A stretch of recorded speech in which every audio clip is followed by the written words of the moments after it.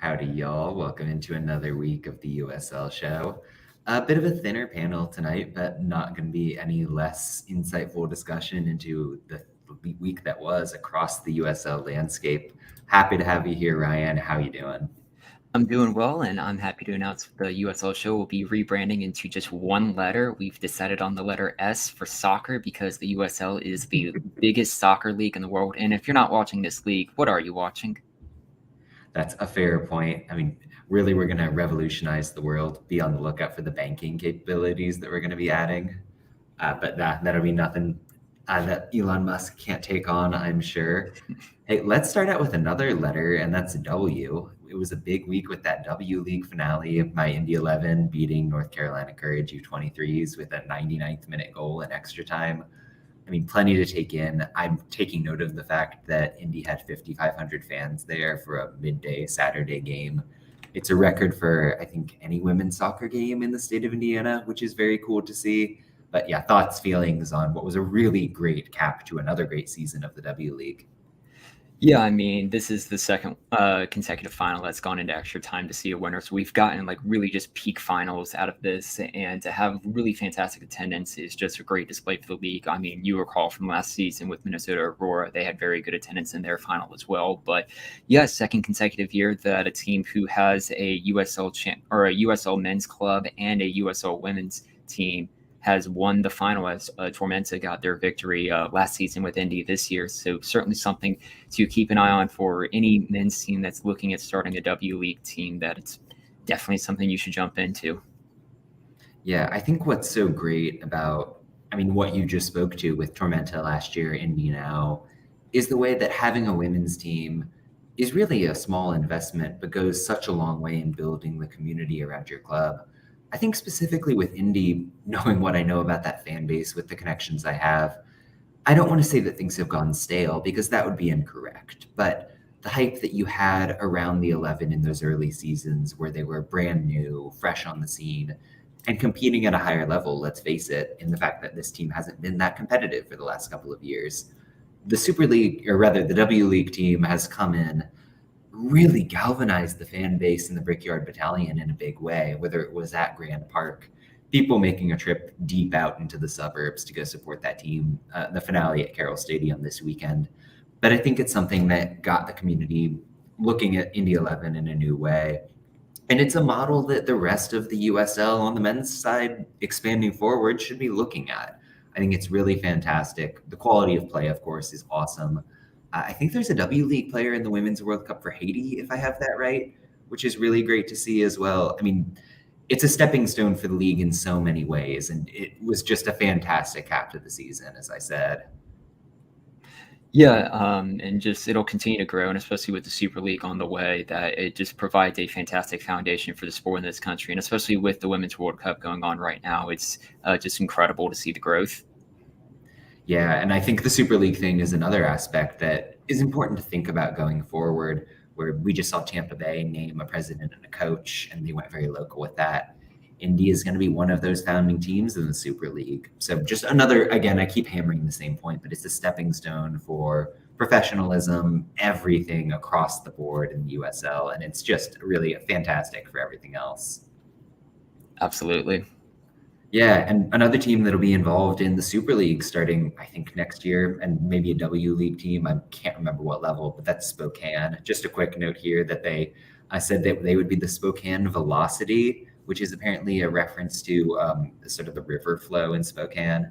Don't know a ton about that, but they do have a nice logo, which is related to a bridge over that river.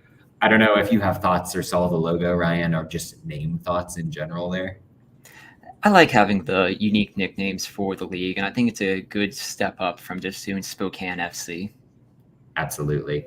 That's sort of where I was at, where any team that comes in with a modicum of originality tends to win me over. And Spokane Velocity has a bit of that like 90s Dallas Burn, Kansas City Wizards kind of feel to it in a way, but it's cool enough, and I really like what they're doing logo wise. So kudos to the good folks out in Spokane.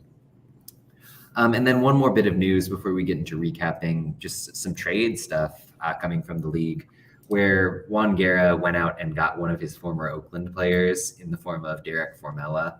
Formella is really a kind of a long-standing presence in the USL Championship, notable for a couple years in Sacramento.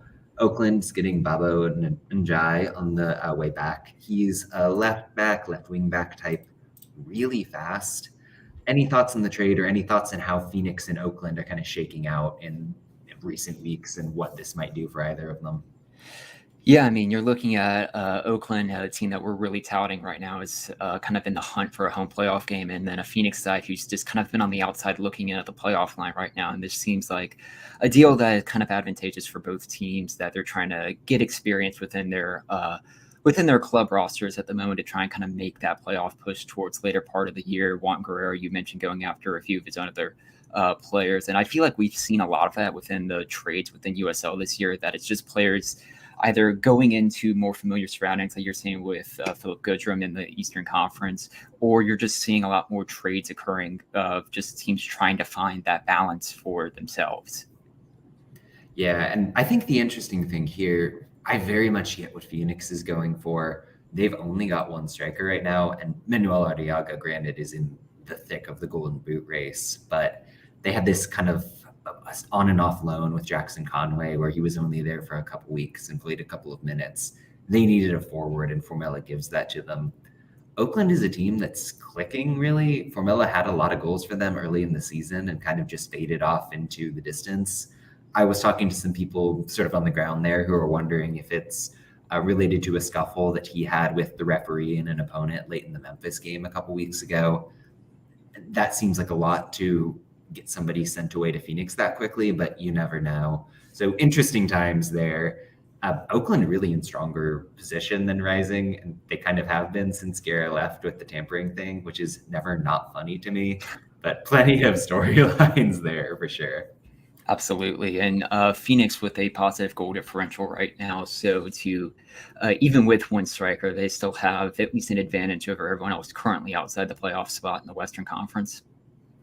Yeah. Phoenix one to watch for sure. I mean, the West is so tight from basically everybody but Las Vegas. But we should start back off in the East, where midweek and then carrying on into the weekend, it was a giant one for Detroit City. We're going to frame this around that 2-0 win over Louisville because there's rich storylines going both ways. But talk to me a little bit about what you got out of that game in the week for Detroit. Yeah, I mean, you're looking at a Louisville team who's now lost 3 in a row and have dipped below my average ELO rating of 1,100 for the first time at any point when they've gotten to this point in the season. I mean, they're 20 games in, and we're considering them to be an average team in the Eastern Conference right now. It's something basically unheard of for Louisville, a side who's been to the Eastern Conference Finals every year of their existence for the last 8 years.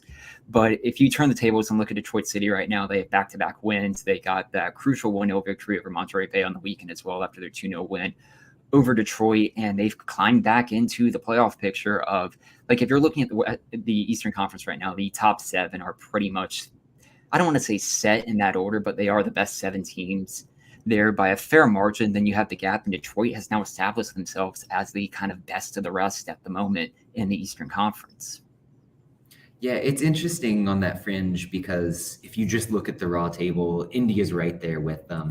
But it feels like kind of two ships passing in the night where the 11 just never have any momentum that they keep with consistency, whereas Detroit, man, do they look good. I put out a call for some questions also before the show, and I got one from the former Dario Hader account wondering if the new look Detroit lineup has the staying power to push into the playoffs.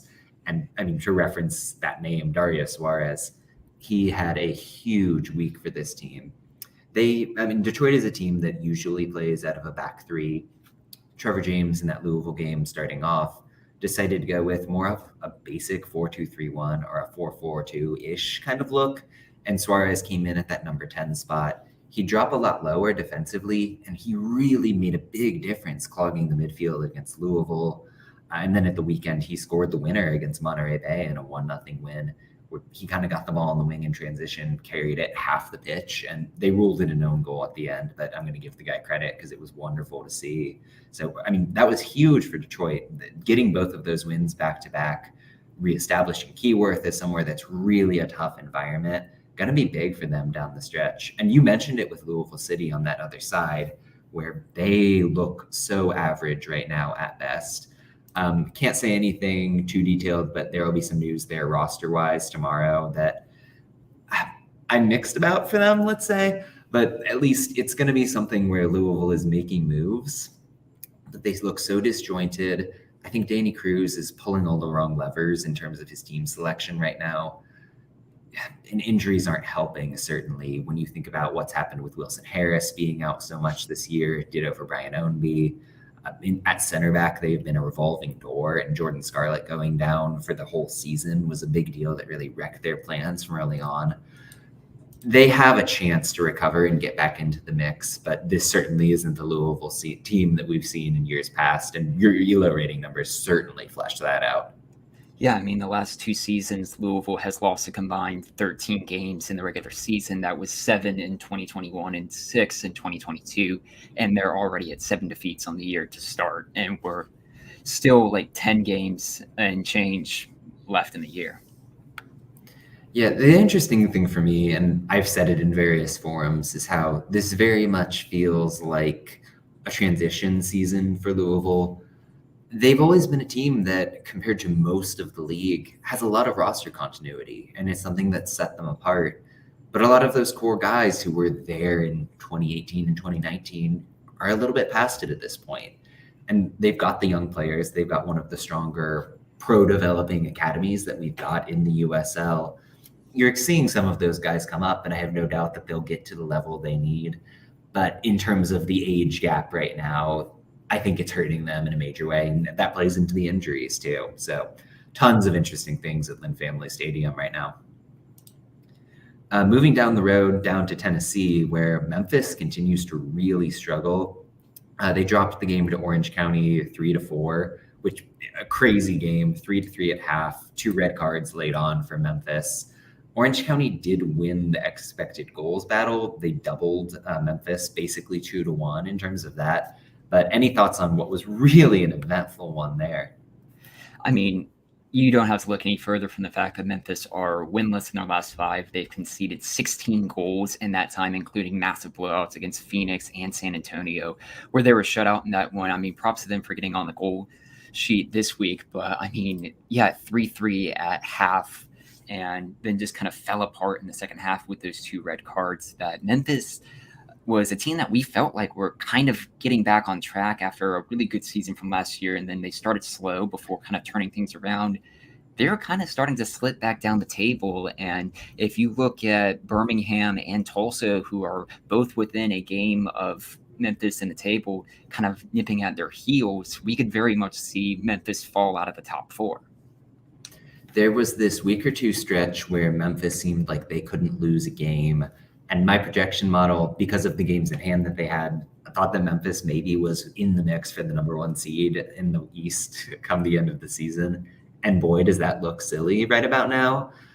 The way that they attacked so well early on was founded upon pushing probably 2/3 of their midfield very high into attack, forcing Orange County to rotate, and then getting these chances at the weak side through Laurent Cassidio. And by pushing up so much of their midfield, they ultimately left themselves vulnerable.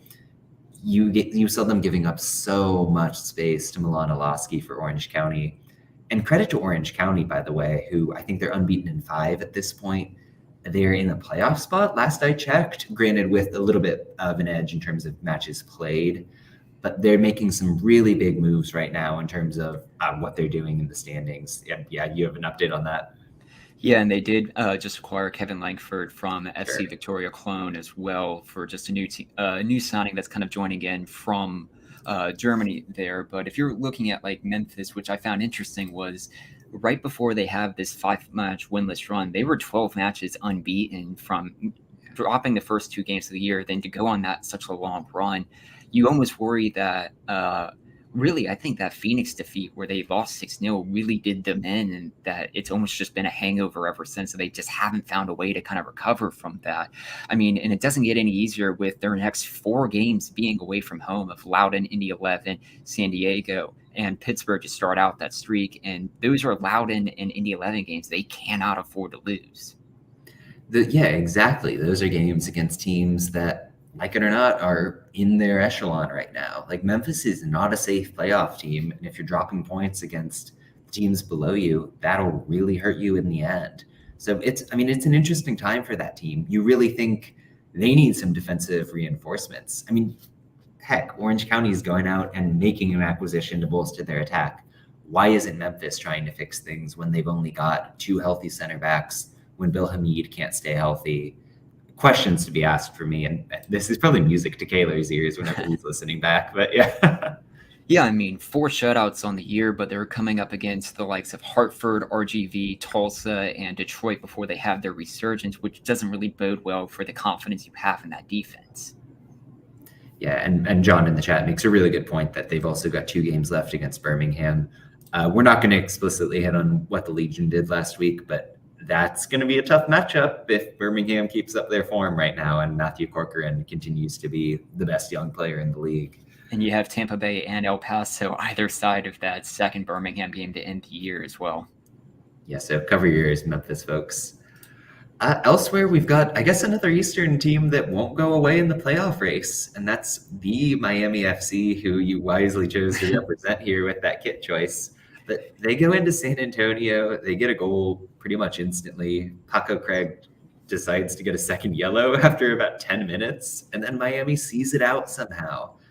You go ahead with that, because I kind of don't know what to think. San Antonio needed to do more. They, for me, misplayed the game a little bit, but credit to Miami.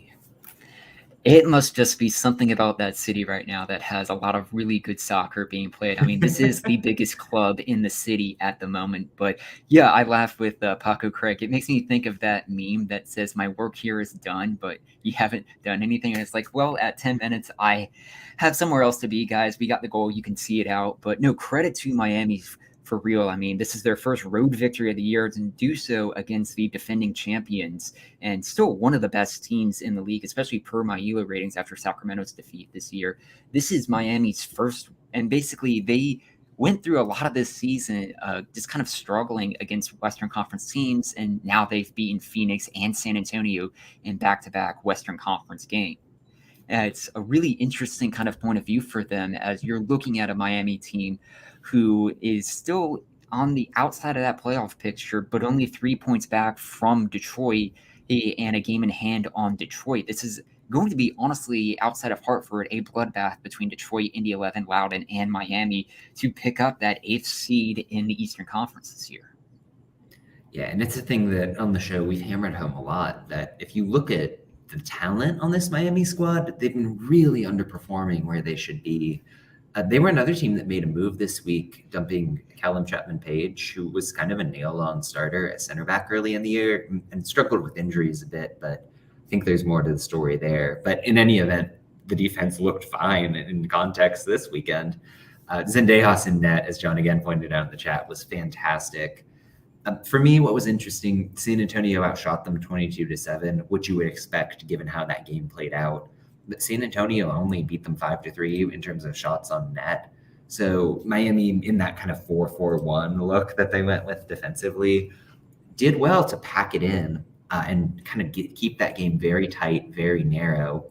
And that for me is what San Antonio did wrong in terms of the approach, where Ismaila Jome on the left side, like very, very central in terms of the positions he was taking. Alan Marcina went to this kind of 3-striker look that just didn't do enough to spread Miami out and force them to break out of that shell. There were certainly chances, and late on in the game, San Antonio came in with a lot more of the energy you were looking for, and they're certainly going to be okay. They're within shouting distance of first place in the conference still. This, I think, ended like a 24-match unbeaten run at Toyota Park. Like, they're going to be completely fine. This sort of result happens to the best of them. But it's another example of San Antonio going down and not being able to possess the ball and chase a game.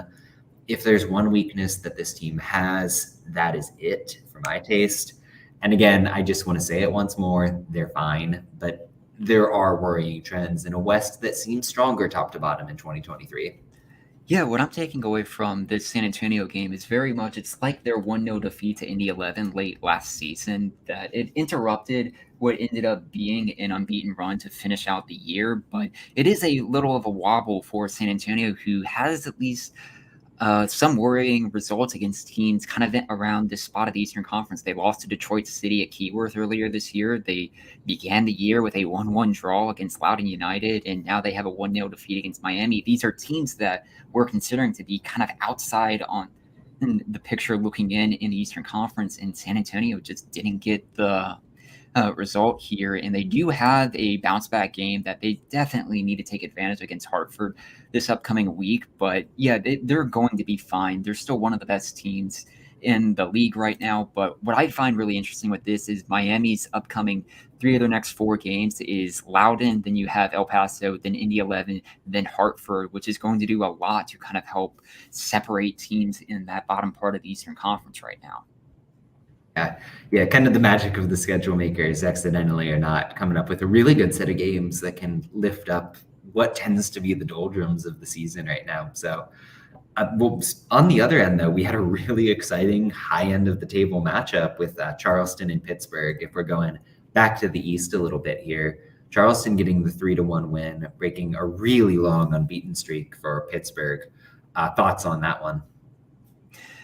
Yeah, that was a much needed result for Charleston, who are now finding themselves 4 matches unbeaten right now. In fact, both Charleston and Pittsburgh have identical form in these last 4 games of 2 wins, 2 draws, and a defeat. And what's interesting is it's just so funny to see that you have Pittsburgh and Tampa Bay both in double-digit goal differential right now. And then this one match from Charleston got them just back over into the positives to have a +1 goal differential on this one. But yeah, this seems like it was a really good result from Charleston as they notched their 10th win of the year. And I still feel like it's going to come down to one of Pittsburgh, Charleston, or Tampa Bay to be the number one seed in the Eastern Conference right now. But I would honestly nail down these three teams to basically be hosting a home playoff game this season. Yeah, I think that's a safe bet. I think the form of all three of them, the way that their rosters are so deep and kind of injury proof, really makes it hard to argue against that for sure. Pittsburgh, just double checking, they hadn't lost in the league. Obviously, there was an Open Cup game in there, but they hadn't lost in the league since El Paso on April 22nd, which is really an incredible streak, just given the grind and the fact that they did have that Open Cup run. And I thought that they came out and executed their game as well as they could have hoped. They had the very strong Mertz, Griffin, Forbes group all out there, all active. Sometimes you're just outplayed, and that happens against a team as good as Charleston. And I had some worries about the Battery when they went through that stretch with the 7-0 against San Antonio. It was either a 4-0 or a 4-1 against Indy with a really early red card. And with Dante Polvara in the past couple of weeks leaving back on loan to Scotland, he was somebody who was a real stabilizing presence in that midfield. And so, yeah, questions to be asked, but they've solidified so well. I thought Emilio Icaza coming into the squad, into that kind of Polvara deep lying number 6 spot, was fantastic against the Riverhounds. He's somebody who, with Rio Grande, with Austin, was much more of a number 10, much more of a creative player. But I thought his poise deeper down against that press was fantastic. Juan Sebastian Palma got a start. He's somebody brought in the offseason, not to be a starter, but to come in these spot minutes and come in a game where they needed some physicality against a Riverhounds team that isn't afraid to throw a shoulder at you. He got a goal, but what he did defensively was even more important than that. Really astute squad selection from Ben Pierman there, which is really his calling card as a coach. So tons to like from the Battery, who I'm buying in once more on the fact that they really could be a team in the mix down the stretch.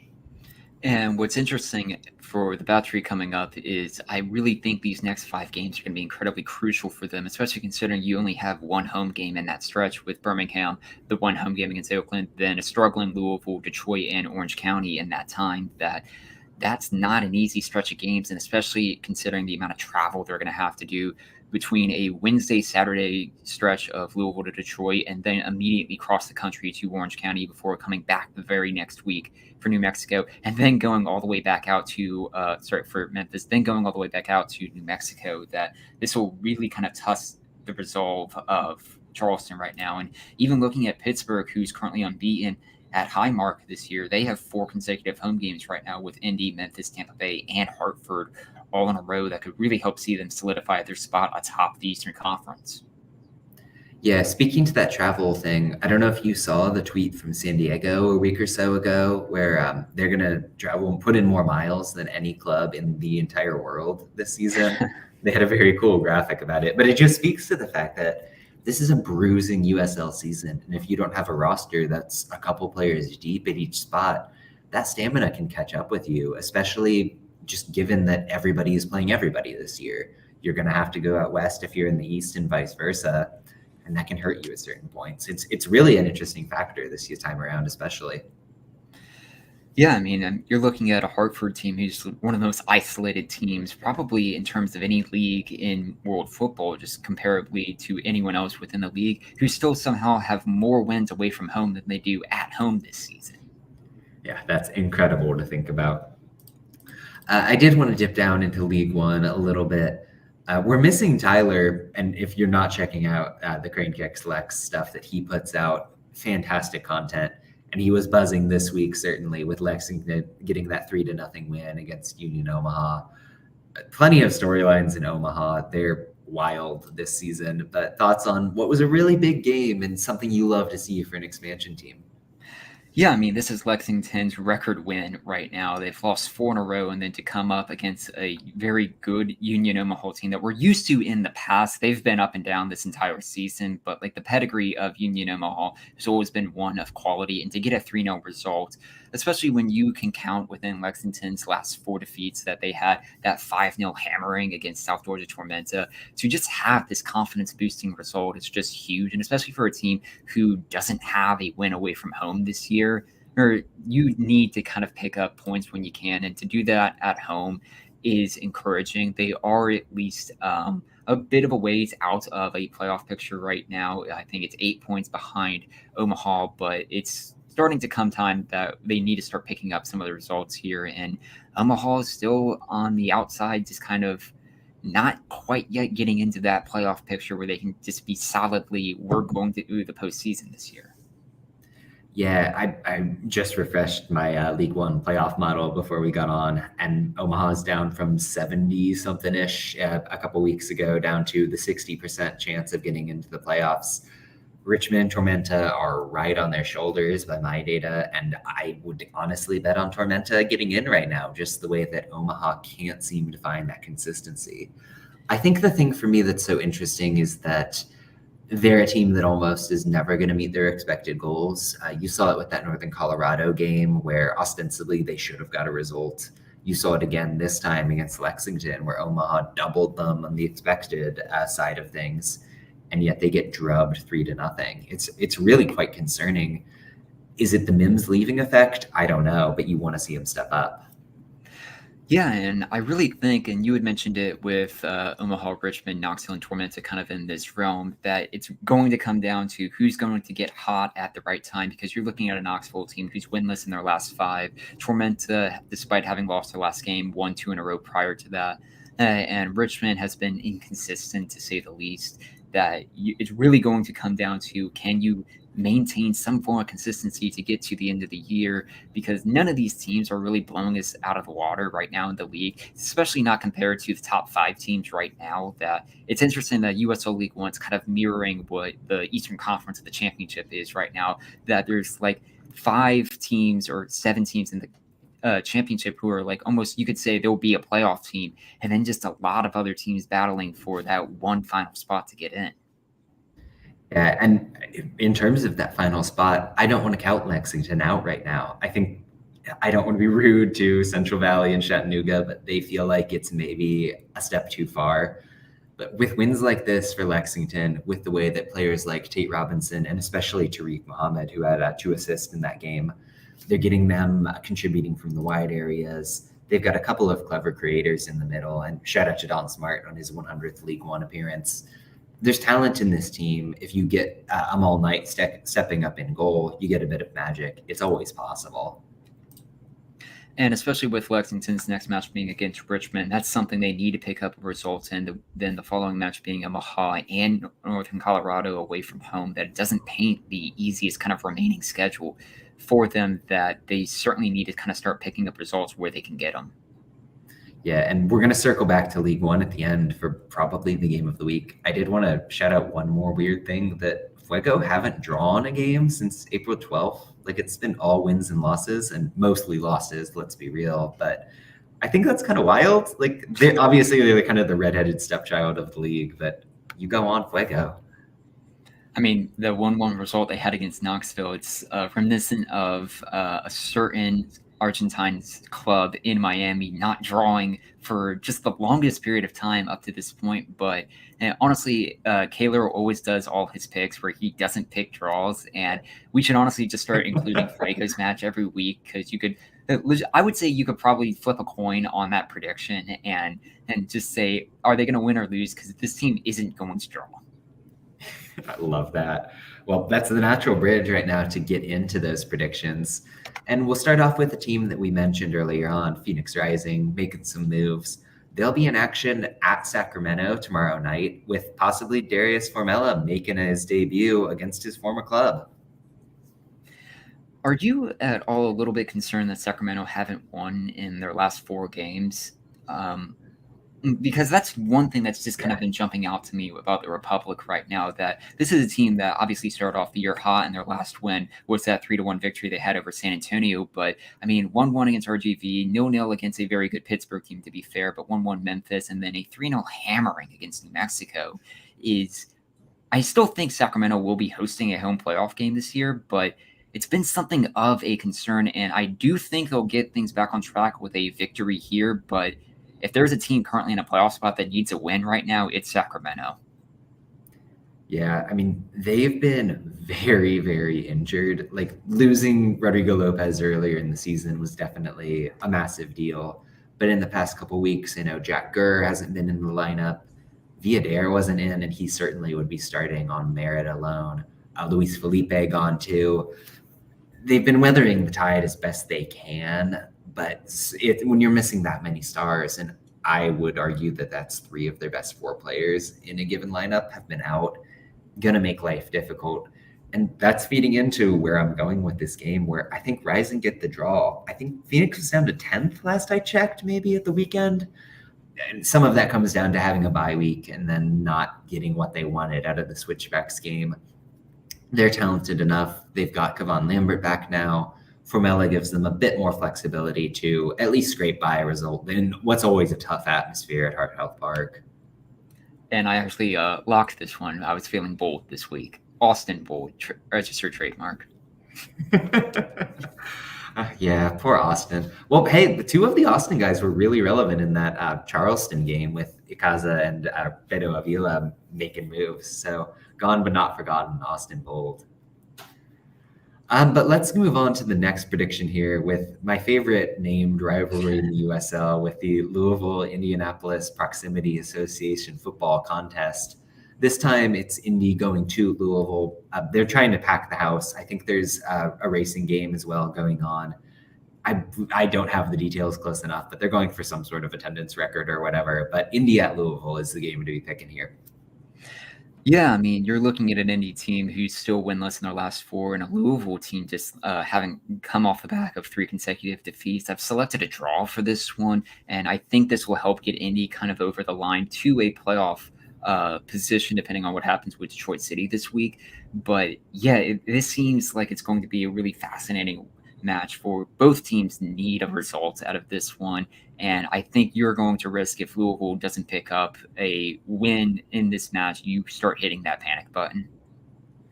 Yeah, I just checked the schedule because I was like, wait, doesn't Indy play Pittsburgh next? And they do, but we're picking the game that actually matters here, the rivalry game. And that sort of informs why I picked Louisville in the end, is that what a brutal back-to-back of going to Highmark and then getting Louisville at Lynn Family Stadium. This is an Indy team that I've been hot and cold on for sure. They've got the talent. I thought they looked awesome against the Rowdies over the weekend. I thought Sebastian Velasquez, kind of coming out of the desert, moving back here from Israel, was really, really effective with his off-ball movement. Douglas Martinez played right back, and it worked kind of well. And Tampa Bay, we'll get to in a second here. They're kind of in a weird spot in terms of the change of tenure, but that was a positive step for the 11. That said, it's put up or shut up time for what Danny Cruz is doing this season. This is a Lou City team that needs to get 3 points to really stake their claim on getting back in the mix for home field if they want to be better than Memphis and Birmingham. So it's a game that I think Louisville is going to carry. I think they're the better side. But boy, I'm not confident about that. And crucially, if you're not, if you're sixth, seventh, and eighth in the Eastern Conference right now, you will almost guarantee to be matched up against one of the top teams. And you don't want to be the sacrificial lamb of the first round. That, and at minimum, you need to be a top 5 team in this conference. Yeah, no doubt. And hey, Indy stakes wise, with the way that Detroit is playing, this is a game that matters for them as well. Well, and the reason that 8th seed is so important is because FC Tulsa refuses to lose. I think they're riding a 5-game win streak right now, but they're taking that down to Tampa Bay, and the Rowdies have been hot and cold certainly since the Neil Collins news. But yeah, so Tulsa at Tampa Bay is the next one we'll be talking about here. What's interesting with Tulsa with this match is the 5 games have come up against teams that they all should be beating, and were 5 teams that were really separating them from the rest of the Eastern Conference. I mean, it was Detroit, Indy 11, Miami, and Hartford for the first 4 of those games, and then they just got the 2-1 victory over RGV this past week. They left it late for they got the red card here that really helped kind of propel them in the first half, but yeah, I still think Tampa Bay at home is a very tough environment to go into. That Tampa Bay gets the result from this one, but Tulsa is riding the hot hand in the league. And if they get a victory here, they would leapfrog Louisville City, depending on what happens in our previously mentioned match. Yeah, this is, I know I just said it's put up or shut up for Louisville in terms of kind of saving their season. It's that for Tulsa, but in more of a proving that you're legit kind of way. There's a lot to like about what this team is doing. I think the way that the Goodrum Dyer and occasionally Marcus Epps trio up top has been operating is a real challenge for almost any defense. And Epps is the pivot point there where if you're up against a back 3, he'll play as a third forward to give you that parity. If you're going against more of a pair, he can play as almost a central midfielder, and he's got a real sense of physicality, a real poise on the ball. The defense is the question mark. How real is this unit? And they're going to be able to prove that against Tampa Bay with really that hydra of an attack with J.J. Williams, with Jake LaCava, Cal Jennings. Stuart Dobson clearly doesn't have the balance down right now. I think he's kind of come out with the wrong approach in both of his games fully in charge as the interim manager. I think finding the skills that he needs to kind of take advantage of a Tulsa team that's a little bit ragtag in terms of their defensive composition, despite the fact that they've been good, is going to be crucial. I ended up going with a draw here, but I think that I wouldn't be shocked to see Tampa Bay come off with a statement. But Tulsa, they've got the momentum. I think that they hold on at least for another week to that unbeaten run. Well, they close the year with a very tough stretch as they have to travel to Oakland, Charleston, and Pittsburgh in the month of September in a row to end the season, and especially hosting San Antonio as well. I would not be surprised to put a really sneaky bet on Tulsa being a dark horse pick to the Eastern Conference Finals. Listen, this is a conference where certainly you don't want to have to go to Pittsburgh, let's say, but you get the real sense that anybody can beat anybody. And Tulsa, if you get Goodrum scoring late in the season like he is now, the sky is the limit for that team. I mean, this was a Pittsburgh team last year that we saw them push Louisville to the brink in their match after Louisville had that bye to start the playoffs. But yeah, it seems like Tulsa could be that one team that could really wreck a lot of team seasons if you just find them on the correct night. Yeah, absolutely. And hey, if there's a team out west that could kind of have that same effect, for me, it might be San Diego. They've got a fun matchup this week where their last game they played was that 5-0 massacre of Colorado Springs. And hey, Colorado Springs are coming to Torero Stadium and taking on the Loyal. So, I mean, a rematch where I think both teams have a lot at stake. But what are you thinking? Yeah, you have Colorado Springs, who have just 3 wins away from home this year, going up against a San Diego team with 4 wins at home, 4 wins away from home. But it's a San Diego team that's starting out a 5-match home span against teams that, maybe Memphis aside, you really would expect San Diego to pick up results against, that they have Orange County, Loudoun, Memphis, and New Mexico as part of this 5. I picked San Diego to win this one over Colorado Springs because I think it will provide them a good platform that will get them into that top 4 picture once again, as they have slipped where Oakland Roots have taken advantage. Yeah, for me, Colorado Springs really found some of that defensive balance that they were missing on that away game at Phoenix. By the way, going away to Phoenix in weather that's like 1:15 at night, that's awful. They were taking water breaks every 10, 15 minutes in that one. And it was the PHNX Rising guy was posting pictures of his straw melting on the sideline. That's awful weather. So Colorado Springs, good for them for burying that. And I thought they made some really smart changes in terms of going with a truer double pivot to kind of cover the defensive space. James Musa came in at left back for Patrick Segrist, which was a really bold choice, but one that again just kept them stable where they needed it. And boy, are they going to need it again against San Diego, who I think just has the calling card here. And I mean, I have a tough time seeing them not winning this game. And I did go with a lock for the Loyal, that Colorado Springs knows what they did wrong. They're going to make more changes to kind of solve those problems and patch over what didn't go right. But I trust Adrian Perez. I trust Joe Corona. And I think Nate Miller knows what he needs to do to keep up that momentum. And that's it for the USL Championship in terms of the picks we're doing on the show.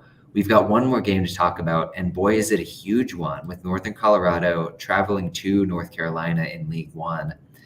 There was that panel that League One did a couple weeks back where they talked to some quote unquote experts about what they think for the rest of the League One season. And I think every single entrant, I could have that wrong, but I think everybody picked some variant of Northern Colorado and North Carolina in the finals. This for me is a League One title preview, but how are you feeling about that giant game? I mean, what else can be said about Northern Colorado? They're on pace to basically shatter what North Texas 2019 did as being my best USL 1 team of all time. Like, I always think whenever I do my EVO ratings, at some point, some team's going to take a defeat, like you saw with Sacramento and San Antonio this week, that kind of bring them back down to the norm. But Northern Colorado just keep winning, and they're doing it in basically a flashy style that you can't see anywhere else in USL 1 except for the Hailstorm. I mean, look no further than their plus 18 goal differential right now. And even looking at North Carolina, who have 3 draws in their last 4, at home, they are still a very tough team to get something past. You have to go all the way back to Forward Madison's 2-0 victory over them on May 13th to find their last defeat at Wake Med.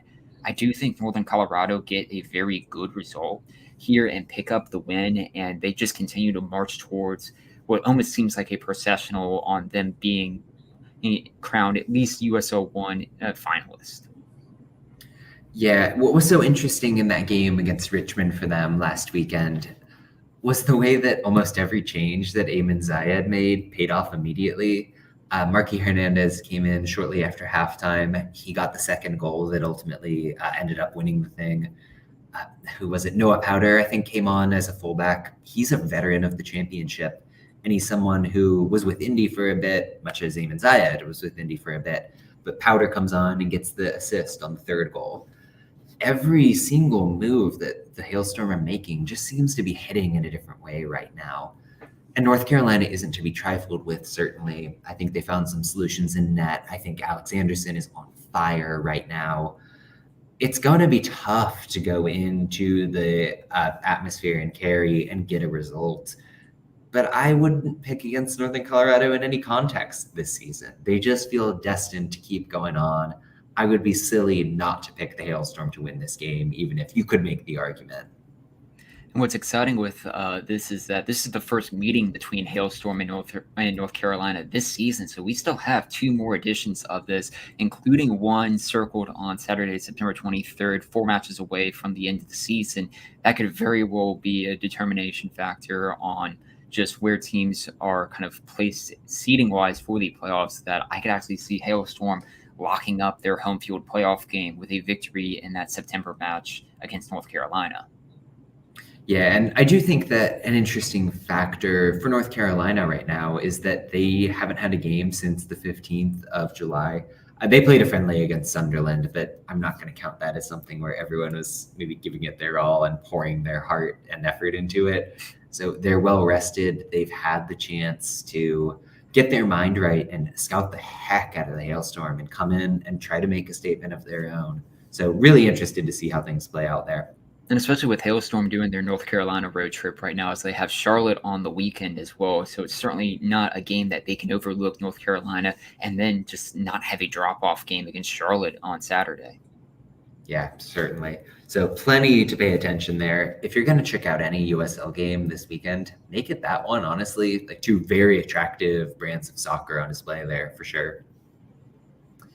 Any other news and notes that caught your eye, Ryan, or are you good to go and kind of move into the wrap-up phase here? I think I'm good to go to move into the wrap-up phase. It's a very good part of just kind of USL season as we kind of heat up towards the playoff picture right now, and it's just kind of getting into that really exciting part of the year. Yeah, and before we pivot totally away from soccer as we're wont to do, I did want to shout out Monterey Bay, who sent, they posted something a couple weeks back about they were going to make some playing cards of the players of their teams. And so I just totally retweeted them and was like, wow, I would collect every card that a USL team put out. And they reached out to me on social media, sent me the full pack of cards with everybody signing it, which was the nicest thing. And then they pitched in a scarf, a lanyard, a button in addition to that. So Christina, anyone at Monterey Bay who may be listening, thank you. That's insanely cool. Planning on getting them framed because I think it would be a cool piece of decor for someone who the USL and that kind of thing means a lot to. So it's appreciated for sure. That was just so cool. When I saw that package on the air, I was like immediately jealous of just how cool that was to receive. And like if you get it framed and like you do every individual one with a little plaque beneath each of it, it like would look really cool. And honestly, seeing the trading cards reminded me. I'm not sure if you're familiar with it, and I don't think they still make it, but Topps used to do a head-to-head soccer game. I think it was called Topps Match Attack. So yes, yes. I liked it better, or it worked better for baseball because it was basically a pitcher via batter. Like it's not really as easy to do for 11v11 soccer players, but it was still fun. But like it gave each player like a 1-99 scale attack and then a 1-99 scale defensive rating, and it was really like rudimentary. It's like if your attack beats their defense, you win, you score a goal or whatever. But it reminded me of that, and it was just like super cool to see. And honestly, if any USL team out there is thinking of doing trading cards, send it out because there are people passionate about wanting to collect that who would absolutely eat that stuff up. I know that San Diego responded to my tweet with the eyeballs emoji, so something brewing there. Union Omaha, I think, did this as a thing for season ticket holders last season.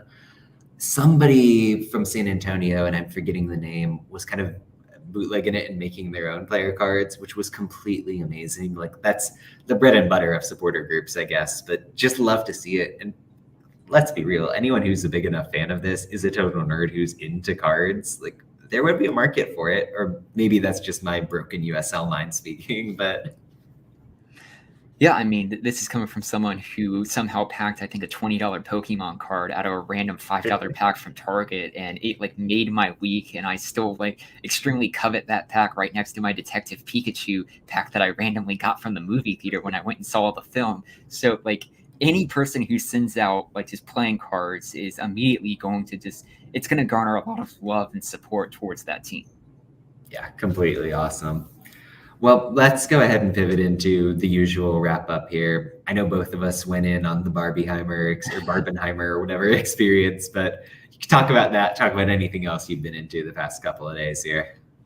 Yeah, I mean, what a weekend for just films, and it just like made me reflect on how good of movies that we've had this year. Like I was thinking back, I had like because I finally downloaded Letterboxd and signed up for an account just because I wanted to remember all the films I've seen, and like I've seen 8 films this season, and I can honestly say that like 6 of them have been like really quality, and then at least the other 2 I had fun moments for each of them. But yeah, I mean, Barbie Oppenheimer was certainly well worth the watch for it. I think my sister went and saw Barbie for the third time tonight as well, so she's been quite excited about that. But yeah, just a really great film or a great year for movies that's going to make the Oscars incredibly difficult later this year. Because I think Flowers of the Killer Moon for Martin Scorsese's film is going to be really good later this year. And then obviously you have Secret Invasion coming out for their finale tomorrow. So just a lot of really exciting stuff for just media in general. Yeah, I'm shouting out both of the movies. I couldn't believe how fun of a time I had at Barbie. I mean, went in with the pink shirt and everything because you gotta. But the thing was funny. It was resonant, and then just Oppenheimer. You know what you're getting with the spectacle of a Christopher Nolan movie. I tend to grade on a harsher curve because I expect like a real feat out of whatever he's bringing. But even if I had criticisms of certain components, it's a really spectacular experience of a film.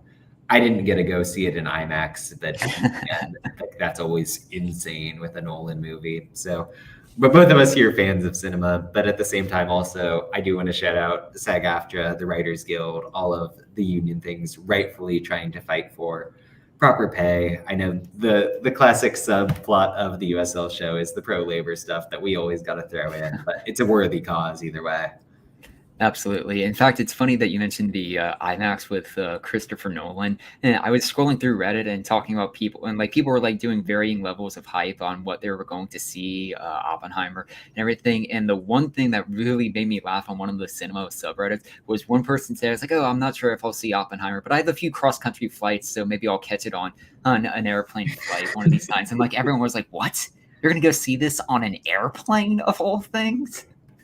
Which like got me the largest laugh of this week, aside from the Barbie movie that had tremendous laugh and great humor, great meta-ness to it. So highly recommend a watch for both. And Ryan Gosling should be nominated for at least supporting actor for his performance, who absolutely owned the role.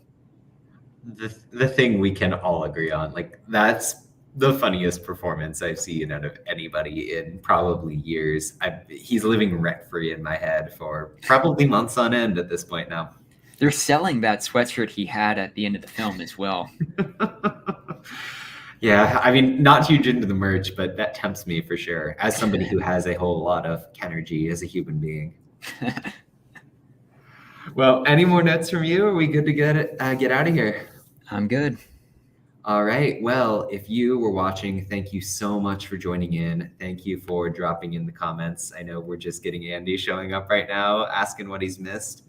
Hey, if you're like Andy and you missed the show, check it out. Every week in your podcast feed, everyone who's here is certainly listening in the podcast, obviously, but come in, chat live, check out the Kit Show. That's always great. There was an episode in the last week or two that was going in depth on all of the drops. Teams keep on doing that kit-wise. So, hey, we're going to have content no matter what with it. Be sure to check out all of us on social media. We're putting out great content across the board. And until then, we will be seeing you soon. Thank you for watching another episode of the USL Show. The USL Show is now proudly part of the Protagonist podcast family. Please go to protagonistsoccer.com to check out more work. Thanks for stopping by. We'll see everyone again next time.